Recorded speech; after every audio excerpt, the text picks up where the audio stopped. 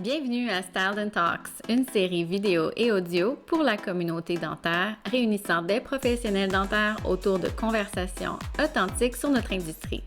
Que vous débutiez dans le domaine ou que vous souhaitiez atteindre le prochain niveau, cette série est pour vous. Rejoignez-nous alors que nous parlerons des difficultés auxquelles nous sommes tous confrontés dans notre entreprise et des défis que nous rencontrons dans l'industrie dentaire en ce qui concerne le travail d'équipe, les produits, les techniques et la technologie.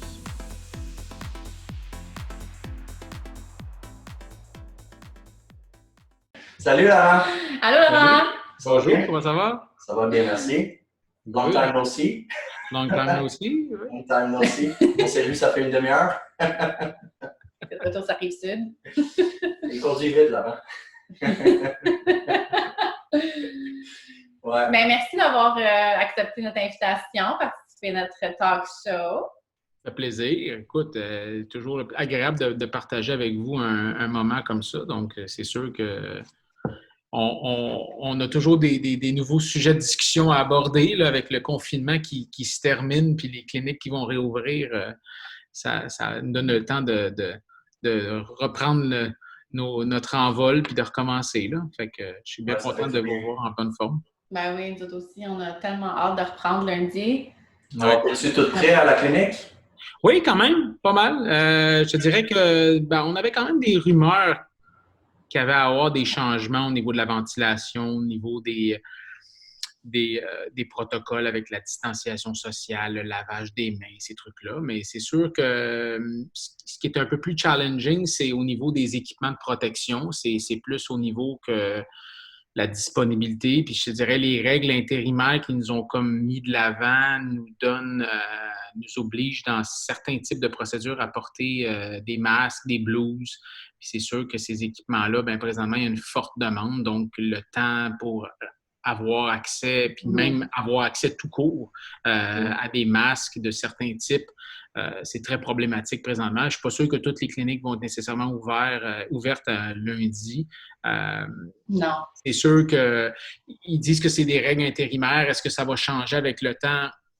Peut-être, on l'espère, mais c'est sûr que là, présentement, au niveau juste des règles de ventilation, c'est un casse-tête parce qu'il y a beaucoup de cliniques qui sont à air ouverte, qui ont besoin des systèmes d'appoint de ventilation. C'est pas évident de remodifier des cliniques avec 10-12 salles à air ouverte. Donc, ça repartira pas à plein régime pour tout le monde. Là. Il y a des cliniques qui vont peut-être être correctes, mais c'est sûr qu'au niveau de la rentabilité, ça va être affecté beaucoup parce qu'ils veulent qu'on laisse un temps de repos entre chaque salle si on produit des aérosols. Donc, c'est sûr que dans une clinique où il y a plusieurs hygiénistes, plusieurs dentistes traitants, ça va être un beau défi, là, puis ça va ralentir le beat, puis c'est sûr que juste même de porter des équipements de protection. Tu sais, j'en ai porté durant le confinement pour des urgences. Puis écoute, là, présentement, il fait une température très chaude dehors, mais même à température normale, à longueur de journée, porter une blouse par-dessus ton linge de travail normal, des masques qui sont scellés et qui t'empêchent quasiment de respirer, c'est pas évident. Là, tu sais, je veux dire... il y a des gens qui enlèvent le masque puis ils sont marqués dans le visage pendant quasiment une heure et demie de temps après. Les oreilles sont irritées. C'est très désagréable. Ça va être une adaptation. Honnêtement, là, c'est sûr qu'au niveau des patients, au niveau des... Les gens, la majorité sont très compréhensifs, je te dirais. J'ai vu à travers certains appels téléphoniques avec les patients que tu vois que les clients qui sont dans la catégorie plus à risque, qui sont plus craintifs, demandent de peut-être être le premier le matin ou être le dernier à la fin de journée. Ils veulent croiser le moins de monde possible. Tu vois qu'il y en a pour qui ça stresse plus. Il y en a d'autres que moins. Mais c'est ça. On doit être partagé quand même. Ouais, c'est sûr.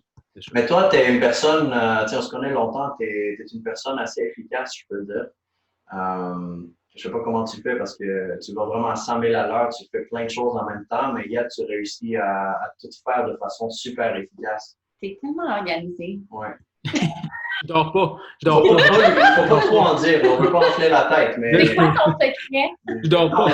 Non, honnêtement, je veux dire, on est en contact avec... Je skip le sommeil. Tu sais, je dis à ma femme, ça me donne 7-8 heures de plus sur tout le monde, fait que je dors pas. Non, c'est pas vrai. Non, mais ça prend une équipe quand même, je te dirais. C'est un travail d'équipe au bout de la ligne. Oui, c'est vrai, je suis quelqu'un qui a beaucoup d'énergie pour bouger beaucoup. Je reste très rarement en place. Il y a toujours des nouveaux projets, des nouvelles activités, des nouveaux objectifs, des nouvelles choses.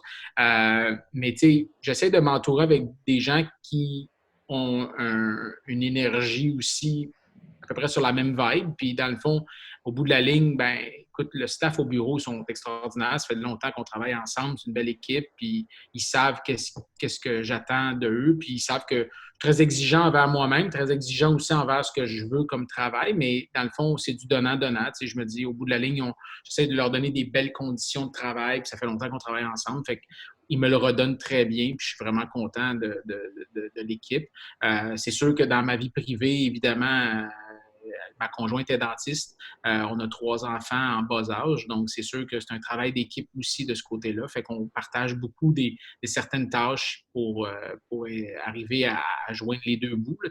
En fait, on est un couple de 2 professionnels qui doit gérer nos pratiques. Moi, je suis propriétaire, elle ne l'est pas. Donc, c'est sûr que ça aussi, ça nous donne peut-être une petite chance parce que si on avait été tous les 2 propriétaires, ça aurait été encore plus demandant. Là, le fait qu'elle travaille à un rythme peut-être un petit peu moins, donc elle va avoir un horaire peut-être de 3-4 jours semaine. Donc, ça nous permet aussi de donner du lousse pour l'organisation avec les enfants. Mais je dirais qu'on essaye d'arriver à trouver un équilibre travail-famille le plus possible balancé. C'est un peu difficile durant le confinement présentement parce que je te dirais que normalement, on a quand même de l'aide de nos familles autour. Là, présentement, avec les règles de distanciation puis les restrictions au niveau des personnes plus âgées, bien, c'est sûr que ça nous affecte présentement. Mais non, je te dirais que c'est un équilibre. J'essaie de bien me nourrir, bien dormir, mais c'est sûr que le niveau de stress est toujours assez élevé.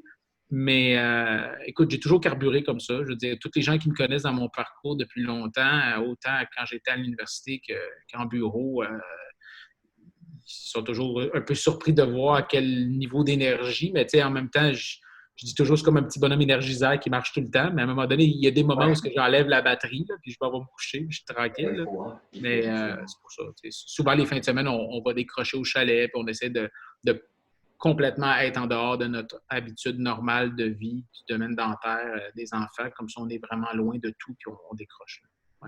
Oui, ça fait du bien.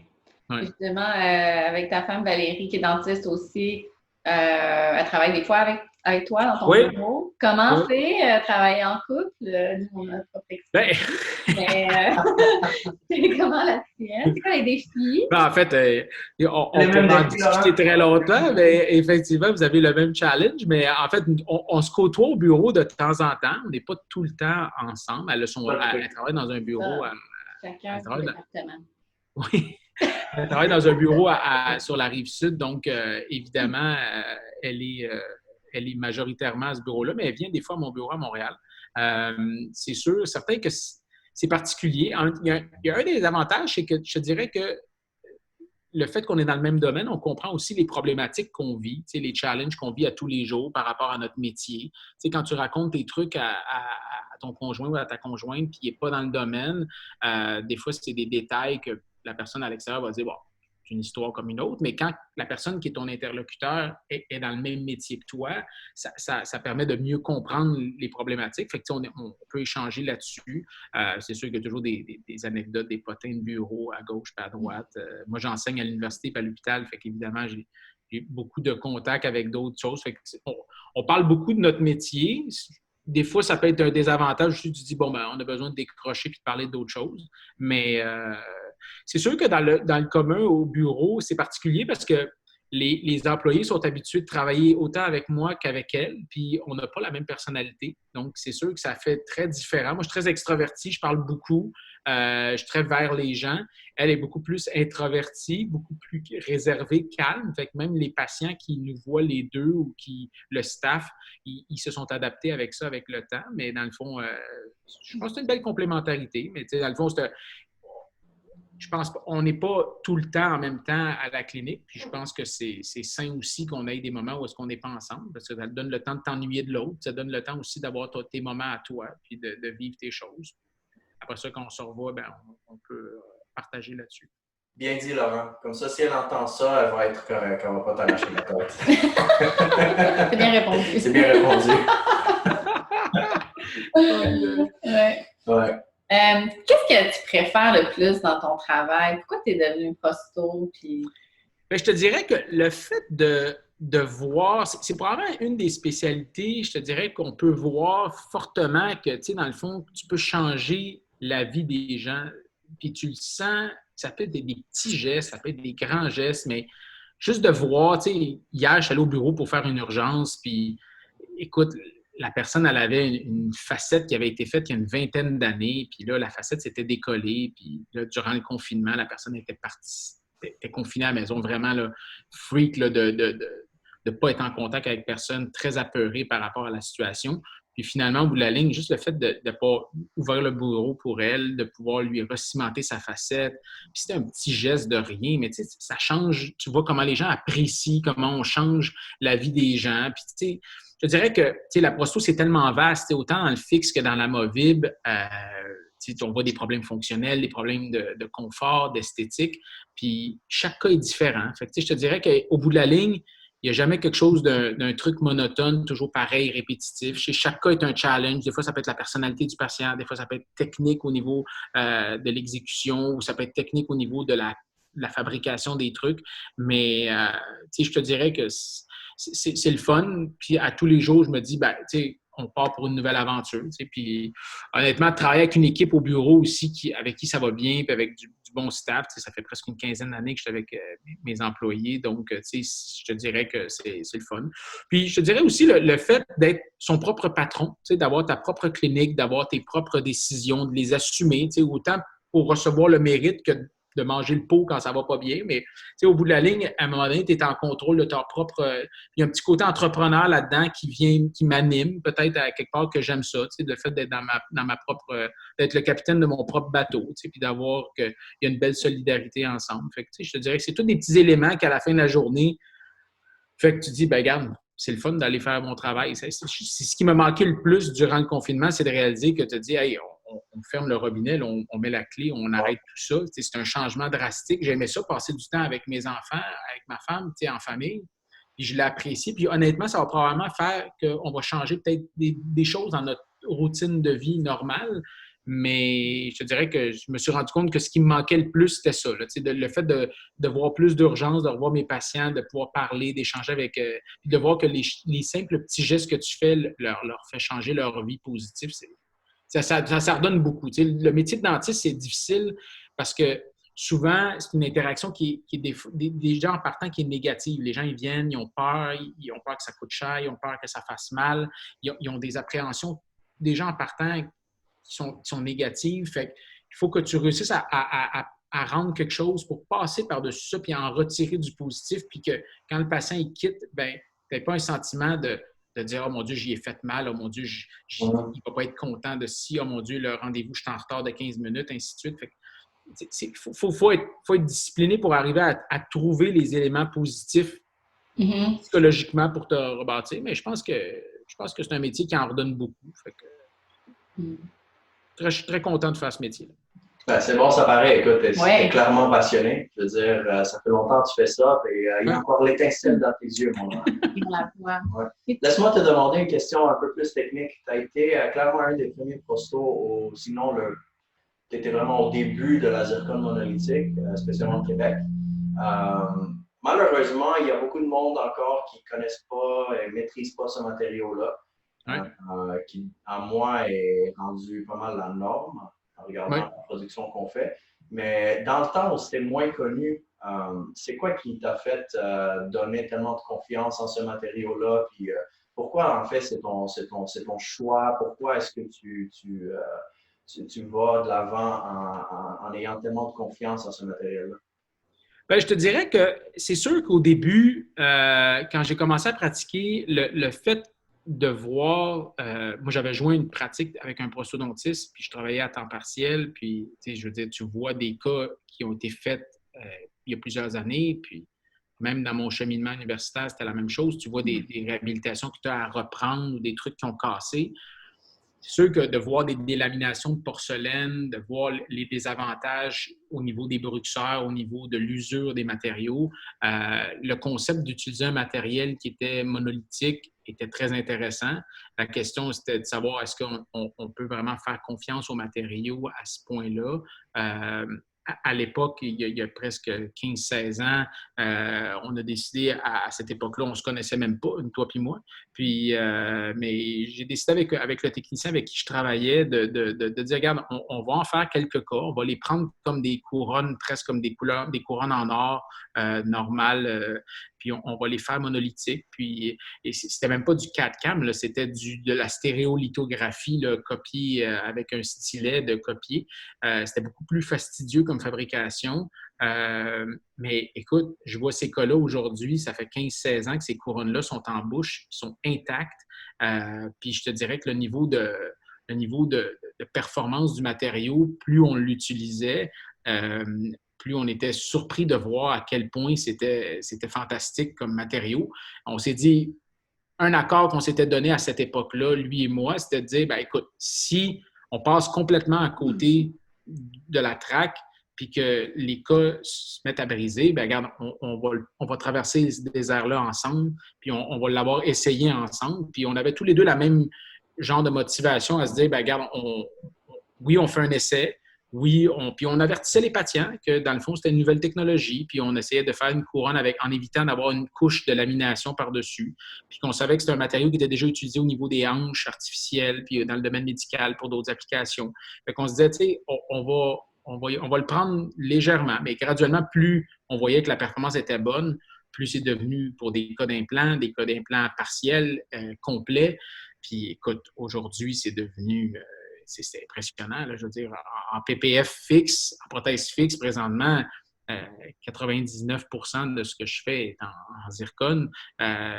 Majoritairement pour les postérieurs, c'est du monolithique. En antérieur, c'est du laminé. Mais même au niveau de la lamination, tout est designé pour permettre d'avoir un contrôle pour éviter les bris de porcelaine.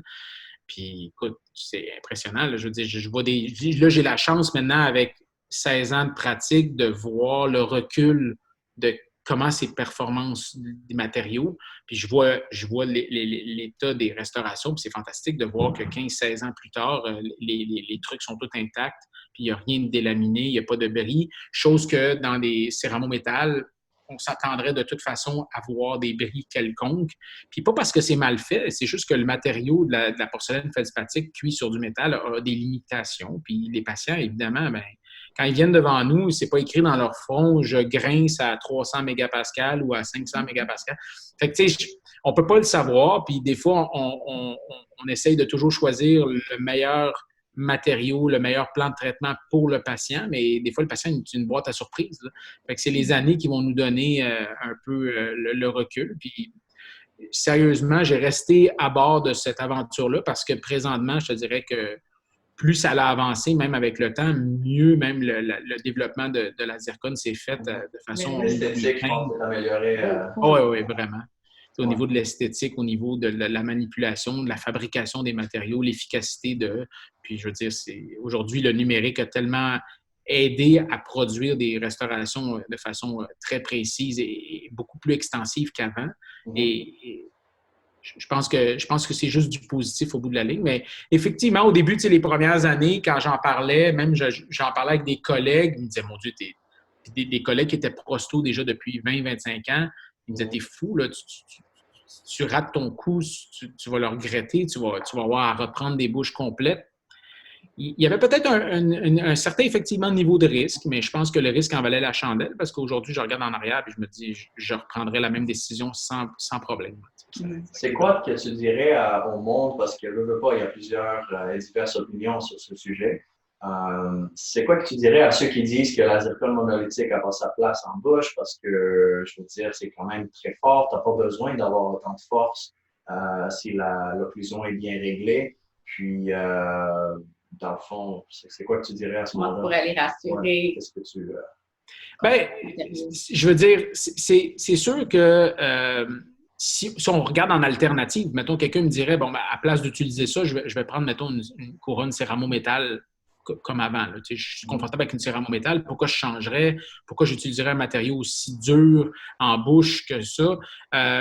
Moi, si tu me dis on compare une céramo-métal avec une zircone en partant monolithique, juste le niveau de réduction de la dent en partant, la quantité de réduction que tu as à faire, déjà en partant, est beaucoup moins. Tu n'as pas un métal à cacher. Au niveau de la délamination de la porcelaine, écoute, c'est tellement technique sensible faire de la céramo-métal. Puis même si c'est très bien fait, un accident peut être tellement vite arrivé de manger quelque chose de très dur, d'accrocher. Puis là, tout à coup, oups, il y a un coin incisif qui casse sur une restauration de 7-8 unités. Juste pour ces raisons-là, je me dis, wow, vous avez tellement à découvrir comment ce matériau-là, une fois qu'il est bien manipulé, bien exécuté, bien planifié, peut tellement te rendre des services puis t'éviter ce genre de problématiques-là qu'on vivait puis qu'on avait comme pris comme une normalité avec le céramo-métal. Je pense qu'au bout de la ligne, le fait d'être plus conservateur dans les tailles de dents, le fait d'être moins exposé à des accidents fortuits, déjà là, pour moi, ça change déjà le paradigme pour aller vers quelque chose de plus fiable. Alors, dis-moi, what's next avec les matériaux? On parlait tantôt dans le fond, une nouvelle approche qui t'intéresse clairement, qui nous intéresse aussi. Ça fait longtemps qu'on fait des recherches là-dessus. On pense que c'est une très bonne solution. Est-ce que tu veux en parler un peu? Vu que en fait, je me rends compte de plus en plus, quand les gens sont édentés complets puis viennent pour des restaurations d'implants, souvent, le réflexe premier, c'est de dire, bon, les gens ils vont sûrement vouloir une prothèse qui est fixe, une restauration qui se rapproche de ce que leur dentition naturelle était. C'est sûr qu'avec le recul, avec l'expérience clinique, tu te rends compte que les patients, dans le fond, il y a une certaine catégorie de patients que le fait de leur mettre une prothèse fixe, c'est parfait. Ils ont une bonne hygiène, ils ont une bonne réceptivité au niveau de leur corps, la biologie ne fume pas, ils sont en bonne santé, ils ont une très bonne hygiène. Le package est là. Okay? Fait qu'eux autres, ça va bien leur rendre service. Il y en a d'autres qui ont les moyens financiers de se faire mettre des implants, ils vont passer à travers la totale, les greffes d'os, ainsi de suite. Puis finalement, au bout de la ligne, tu te rends compte que chasser le naturel, il revient au galop. Ils ont perdu leurs dents pour des problèmes parodontales, des problèmes d'hygiène. Ces problèmes-là reviennent de la même manière par la suite, mais là, ils ont des implants en bouche. Tu vois qu'au niveau de la dextérité manuelle, ils ne sont pas nécessairement mieux qu'avant. Donc, ils sont peut-être bons au début parce qu'ils viennent de mettre 25, 30, 40 000 dans leur bouche. Là, ils s'en occupent. Puis après ça, tu vois que ça revient comme avant. Donc, finalement, au bout de la ligne, ils sont encore exposés à des risques au niveau de la maintenance, de l'hygiène, puis de la santé de leurs implants ou des prothèses. Fait que finalement, je me dis, au bout de la ligne, on regarde le secteur amovible, puis ce qu'il y avait en amovible de disponible avant, c'était des prothèses de recouvrement sur des attaches. Ça vient avec des avantages, des désavantages. C'est facile à fabriquer, mais il y a de l'usure. Puis dans les autres types, il y a des prothèses de recouvrement avec des barres qui prennent beaucoup de place. Il y a des bris aussi, beaucoup de maintenance. Puis je me dis, aujourd'hui, on arrive à un certain point où on dit, est-ce qu'on peut arriver à une espèce de milieu, un hybride entre les deux, comme une espèce un feeling que le patient sent qu'il y a presque une prothèse qui est fixe dans sa bouche, ça tient très bien, mais il y a quand même un accès pour l'hygiène qui permet d'aller complètement l'enlever puis de le nettoyer, mais de le remettre en place, quitte à même dormir avec, mais au moins, il y a un accès qui est très facile puis qui n'est pas fastidieux.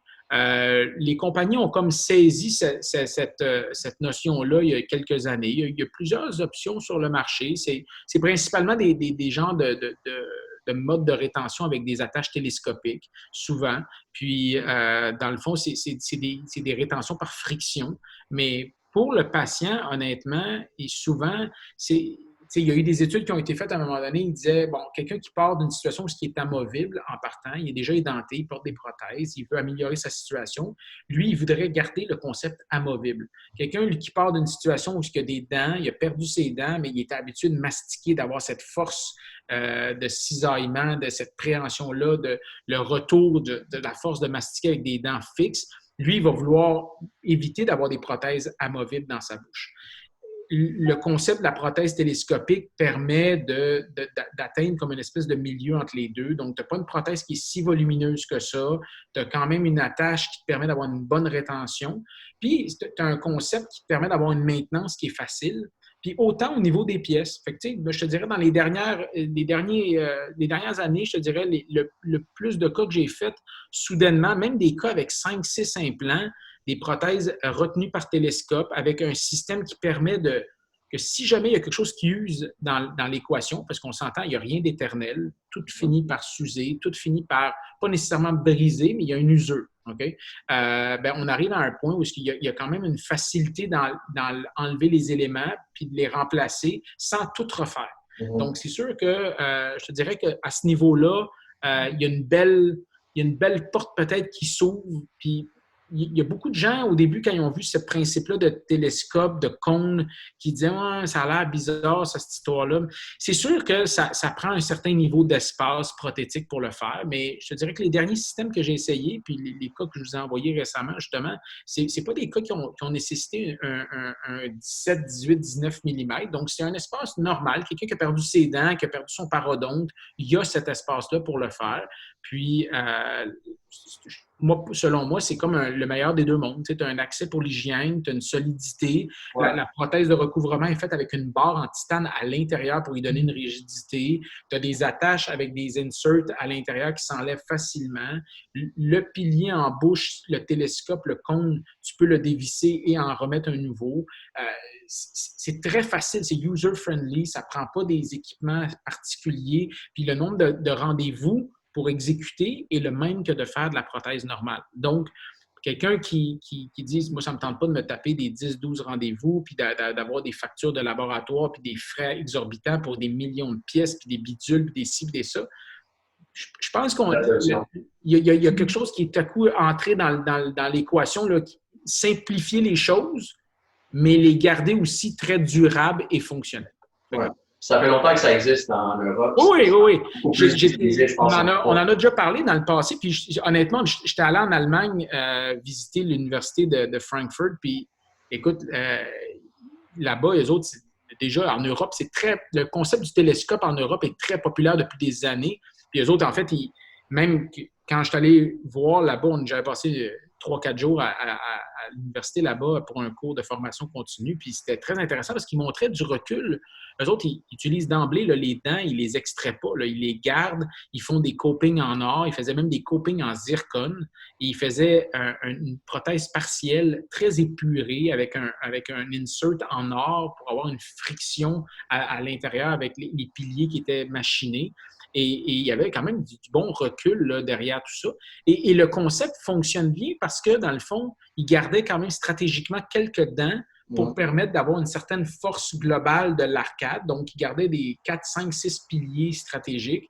Même si ces piliers-là, individuellement, avaient peut-être un score de solidité qui était peut-être pas si grand que ça, mais la force du groupe fait que tout le monde jouait ensemble, faisait que ces prothèses-là, 10, 12 ans, 14 ans plus tard, étaient encore en place. Puis pourtant, dans un concept plus agressif, des gens auraient dit on enlève tout, on met des implants partout. Donc, déjà, à partir de là, ils ont vu que l'approche télescopique était quand même viable. Particulier, ça n'a jamais vraiment traversé si vite que ça en Amérique. Puis là, tout à coup, on le voit de plus en plus.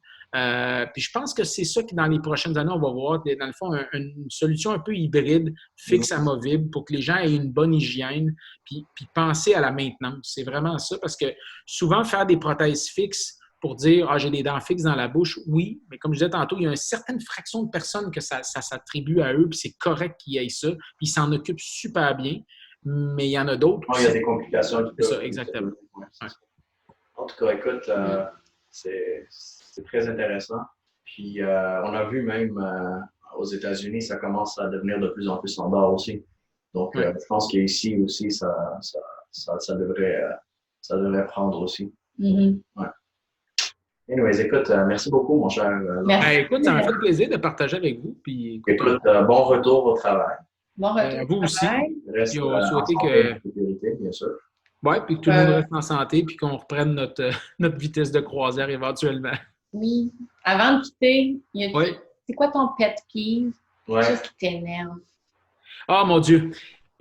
Tout le monde qui me connaît au bureau sait que je déteste être en retard dans mon horaire. Donc ça, là, pour moi, c'est comme un... C'est roulé au quart de tour, on sait. Oui, c'est roulé. Tu sais, quand tu te mets de la pression, moi, je me mets beaucoup de pression, fait que je donne des rendez-vous. Puis je pense que ça vient du fait que même moi, quand je vais à quelque part, si je me fais donner un rendez-vous, puis j'arrive à une place, puis écoute, je te raconte une anecdote, mais il y a plusieurs années, j'étais allé pour un rendez-vous médical, puis ils me donnent un rendez-vous pour un examen radiologique, puis ils me disent, ils m'offraient des plages horaires, puis là, je dis, je peux pas, demain, je travaille toute la journée. Ils m'ont dit, mais c'est important, c'est pour ta santé. Je dis, mais là, regarde, en état de vie ou de mort, là, ce que j'ai besoin comme examen radiologique, ça peut attendre quelques jours.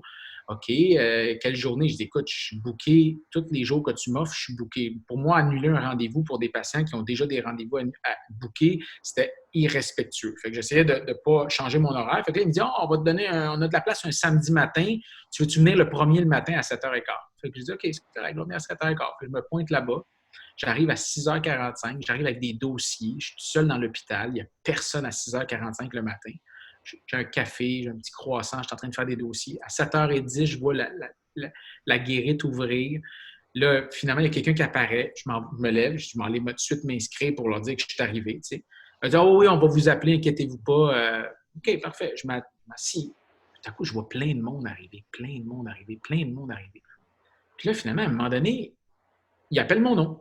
Fait que je me lève. Il était rendu 7h45. Ça faisait déjà une demi-heure. Je dis, bon, c'est un classique, là, mais ça faisait une heure que j'étais arrivé en avance. Ça, c'est moi qui avais décidé d'arriver en avance, mais là, je prends une demi-heure en retard. Il m'installe dans la salle. Puis là, je demande à la personne, je dis, il y avait tout ce monde-là en avant. Je dis, c'est tous les rendez-vous de ce matin. Elle dit, non, tout le monde est à 7h15. Oh non! J'ai fait wow! Pourquoi? Mais pourquoi? Tu sais, pourquoi? Fait que là, finalement, il m'installe là. Elle dit, vous pouvez mettre une jaquette, on va revenir. La technologue va revenir dans 45 minutes. Oui, parce que la jaquette, là, moi j'ai un problème avec la jaquette. Tu sais, t'as besoin de faire une radiographie du coude. Mais la jaquette, monsieur, comme si ça va vraiment... Oui, que ça va faire. Fait que là, tu dis, bon, ben OK, c'est correct, on va faire de la jaquette. Fait que là, je mets la jaquette. Là, elle me dit, il y a quelqu'un qui va revenir dans 45 minutes. Fait que là, je regarde l'heure, je dis, OK, la personne va venir à 8h30, mais là, mon rendez-vous est à 7h15. OK, je me tais, tu sais, mais je dis rien. Mais là, en dedans de moi, je me dis, mais quelle bêtise, pourquoi faire ça? Puis là, à 8h30, la personne n'est pas là. 15 minutes plus tard, là, à 8h50, la personne arrive. Elle fait la radiographie. Elle dit, le médecin va passer pour venir vous voir, mais il n'arrive pas à l'hôpital avant 10h, le temps qu'il fasse sa ronde avec les patients à l'étage. Il va arriver vers 11h, 11h15. Et j'étais le premier à 7h15 le matin. Et je suis sorti de là, j'étais tellement fâché, mais en même temps, je me suis dit, mais tu sais, le système, ils le roulent comme ça. Mais moi, je me dis, dans le bureau, quand on donne un rendez-vous à un patient, j'essaye le plus possible de garder la plage horaire. Tu sais, il peut toujours arriver une bad luck, le patient ne gèle pas bien, le patient, il arrive en retard. Mais si le patient arrive en retard, on va faire moins de choses. Je ne veux pas pénaliser celui d'après pour accumuler du retard. Mais souvent, des fois, c'est la partie qui me être en retard dans mon horaire, c'est comme... La moitié de la dent, right? Hein? On prépare la moitié de la dent, puis il revient un autre jour, on prépare l'autre moitié.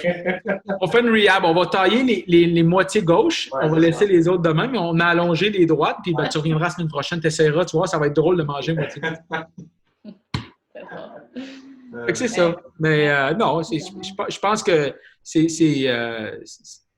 devenu qu'il faut qu'à un moment donné, accepter aussi dans la vie qu'il y a des imprévus. Je veux dire, je le vis avec des enfants. Comme le coronavirus. Oui. Je veux dire, je le vis avec des enfants. On a un rendez-vous à quelque part, puis là, on se prépare. Le temps de les préparer, les trois, d'embarquer dans l'auto, sortir. Puis là, tout à coup, j'ai oublié d'aller aux toilettes. J'ai oublié de ça. Puis là, il t'en rajoute une couche à chaque fois. Fait que là, tu te dis, non, mais on va arriver en retard à l'endroit où on avait dit qu'on allait arriver. Puis là, la pression monte. Là, mon épouse, elle sait qu'arriver en retard, pour moi, c'est comme inconcevable. Et que là, évidemment, avec le temps, tu finis par te ramollir un peu, là, puis tu regarde, on va prendre ça un peu plus relax, mais où tu te prévois aussi d'avance des marges de manœuvre. Puis... Valérie, es-tu en général à temps ou elle est moins... Hein? Valérie, est-ce qu'elle est plus en général comme toi? Est-ce qu'elle est à l'heure? Oui, quand même à l'heure, oui. Mais tu sais, elle est moins stressée par cette situation-là. Tu sais, s'il y a un petit retard de 5-10 minutes... C'est pas la fin du monde. C'est pas la fin du monde. Moi, dès qu'on est à l'heure... Bon, moi, je suis un peu plus comme toi. Moi aussi, je suis comme, il faut être à l'heure, on y va, Mais c'est correct. 5-10 minutes, c'est pas grave. Mais c'est correct. Écoute, mais tu sais, en même temps, ça vient rejoindre un peu je pense, à l'intérieur de nous, un trait de personnalité probablement qui est caché en dedans de nous. Ouais. Il y a comme quelque chose... Ouais, c'est ça. Mais je me suis rendu compte qu'avec le temps, en travaillant un peu là-dessus, je me suis dit, il faut quand même être plus patient, apprendre Oui, ça ne vaut pas la peine de stresser pour ça. C'est 5 C'est minutes, ça. 10 minutes. Là. C'est pas, Ouais. faut pas... Je veux dire, Ouais. Puis au pire, tu compenses, tu conduis plus vite, puis c'est tout. Exact. Ouais, ou tu drilles plus vite. Là, Même affaire. Ouais. Bon, ben, merci Bon, beaucoup, merci Laurent. beaucoup. Ouais. Ça m'a fait plaisir de vous jaser à ce matin, puis bon retour au travail. Merci, toi aussi. Dans Salut. les notes de l'épisode, il va y avoir tous les contacts pour te rejoindre si jamais quelqu'un veut te rejoindre à la clinique. Parfait. Donc, on va mettre Ça fait plaisir. Merci encore. Hein? Salut, bye-bye. Bonne journée. Bonne journée. Merci d'avoir été avec nous aujourd'hui et nous espérons que vous serez avec nous lors de notre prochain épisode. Cet enregistrement est disponible sur YouTube et également téléchargé sous forme de podcast sur iTunes. Si vous avez apprécié cet épisode, aimez, partagez et abonnez-vous à notre émission. Si vous le souhaitez, suivez-nous sur Instagram, LinkedIn et Facebook avec le pseudo @styledanslab en un mot. Pour des questions, des commentaires ou des suggestions sur l'émission, veuillez visiter styledan.com/talks où vous trouverez également les notes et des liens vers le sujet dont nous avons parlé aujourd'hui. Membres de la communauté dentaire, nous vous remercions et nous espérons vous voir la prochaine fois.